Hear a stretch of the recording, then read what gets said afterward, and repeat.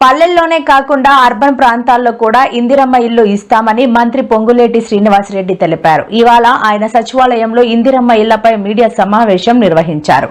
ఈ సందర్భంగా మంత్రి పొంగులేటి మాట్లాడుతూ రాష్ట్రంలో ఇల్లు లేని నిరుపేదలకు ఇల్లు ఇచ్చేందుకు చర్యలు తీసుకుంటామని తెలిపారు.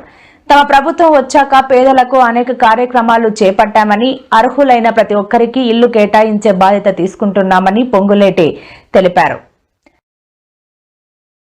ఫైనాన్షియల్ ఇయర్ లో అంటే ఏప్రిల్ నుంచి 2వ విడత ఇళ్లు ఇచ్చే కార్యక్రమాన్ని కూడా ఈ ప్రభుత్వం చేయాలని నిర్ణయం తీసుకోవడం జరిగింది.